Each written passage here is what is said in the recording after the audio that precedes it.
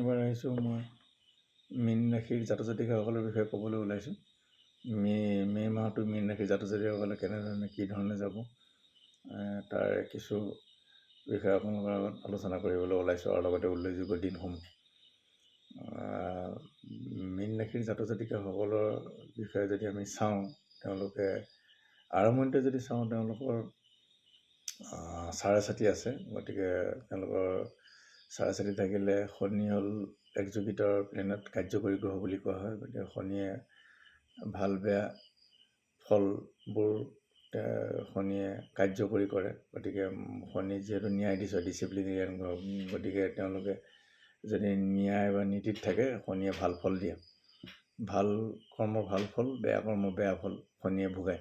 গতিকে তেনে ক্ষেত্ৰত মানুহে সাৱধানে থকা উচিত। আৰু শনিৰ যিহেতু চাৰে চলিছে, মীন ৰাশিৰ জাতক জাতিকাসকলে যথেষ্টখিনি সাৱধানতা অৱলম্বন কৰা উচিত।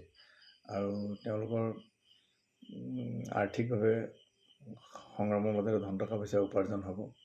আৰু তেওঁলোকৰ যদি ভাতৃ ভগ্নীৰ স্থানটো চোৱা যায়, মোটামুটি ঠিকে দেখা যায়। আৰু বিদ্যা বুদ্ধি স্থান যথেষ্টখিনি ভাল, তেওঁলোকে বিদ্যা বুদ্ধি আগবাঢ়িব পাৰিব। বয়সন্ধিখন অনুসাৰে মীন ৰাশিৰ জাতক জাতিকাসকলে তেওঁলোকৰ ফল পাবলৈ সক্ষম হ'ব। আৰু বিদ্যা বুদ্ধি ভাল, ছাত্ৰ ছাত্ৰীসকলৰ কাৰণে খুবেই ভাল। আৰু পঞ্চম প্ৰতিভা তেওঁলোকৰ ভালেই দেখা যায়। আৰু যিহেতু তেওঁলোকৰ বিদ্যা বুদ্ধি ছায়েন্সত যদি পঢ়ে, তেওঁলোকে কেমেষ্ট্ৰি বা তেনেধৰণৰ কেমিকেল ইঞ্জিনিয়াৰ বা এইবিলাক লাইনত তেওঁলোকৰ পঢ়াৰ এটা কাৰণে ভাল, পঢ়াৰ সুযোগ থাকিব। আৰু তেওঁলোকৰ শত্ৰু সংহাৰ হ'ব, তেওঁলোকে শত্ৰুৱে প্ৰবল কৰিব নোৱাৰে, শত্ৰু তেওঁলোকৰ নিস্তেজ হৈ যাব মীন ৰাশিৰ জাতক জাতিকাসকলৰ। আৰু তেওঁলোকৰ যদি পাৰিবাৰিক ক্ষেত্ৰখন যদি চোৱা যায়, পাৰিবাৰিক ক্ষেত্ৰখন তেওঁলোকৰ মোটামুটি ভাল। কিন্তু শনিৰ দৃষ্টি থকাৰ কাৰণে কিছু সমস্যাৰ খেলি মেলি সৃষ্টি হ'ব। গতিকে তেওঁলোকে অকণমান সাৱধানে চলা উচিত। আৰু আকস্মিক অৰ্থপ্ৰাপ্তি বা ধনপ্ৰাপ্তি হ'ব পাৰে। আৰু ভাগ্য দক্ষিণ দিশত তেওঁলোকৰ ভাগ্য উদয় হ'ব পাৰে। কৰ্ম তেওঁলোকৰ চাইডটো তেওঁলোকৰ ভালেই দেখা যায়। কৰ্ম ভাল হ'ব, শুভ কৰ্ম তেওঁলোকৰ যথেষ্টখিনি যোগেদি, শুভ কৰ্মৰ যোগেদি তেওঁলোকে অৰ্থ উপাৰ্জন কৰিবলৈ সক্ষম হ'ব।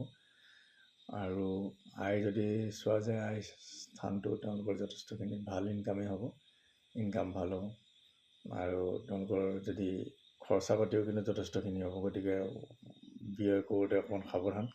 যিহেতু তেওঁলোকৰ পশ্চিম দিশ বা পশ্চিম ছাইডত যদি থাকে, তেওঁলোকৰ খৰচৰ পৰিমাণটো বাঢ়ি যাব। গতিকে এই মে মাহটোত বিশেষকৈ আৰু কিছুদিন তেওঁলোকে বাহিৰত ভ্ৰমণ আদি বা তেনেধৰণৰ কাৰ্যসূচীবোৰ নোলোৱাই ভাল। কাৰণ যথেষ্টখিনি তেওঁলোকৰ খৰচৰ যোগ দেখা যায়।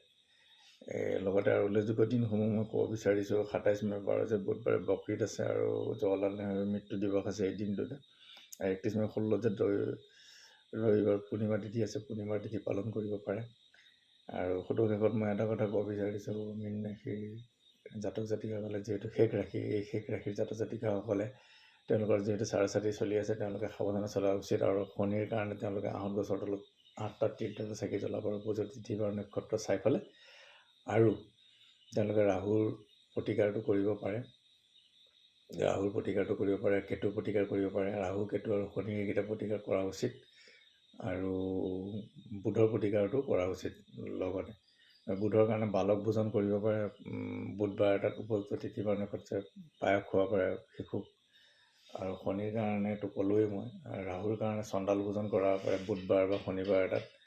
আৰু কেতুৰ কাৰণে গণেশ পূজা কৰা বিধেয় বা কেতুৰ কাৰণে চণ্ডাল ভোজন কৰিব পাৰে, বা কুকুৰক খাদ্যৰ অৰ্ধেক অংশ খুৱাব পাৰে, ভুকীয়া কুকুৰক। আৰু অন্ধমা কণা মানুহক সহায় সহযোগিতা কৰিব পাৰে, আপ্যায়ন কৰিলে ভাল। এইখিনি আছিল মীন ৰাশিৰ বিষয়ে ক'বলগীয়া কথা আৰু লগতে প্ৰতিকাৰ। ধন্যবাদেৰে মই ইমানতে ভিডিঅ'টো সামৰণি মাৰিলোঁ। পুনৰ ধন্যবাদ।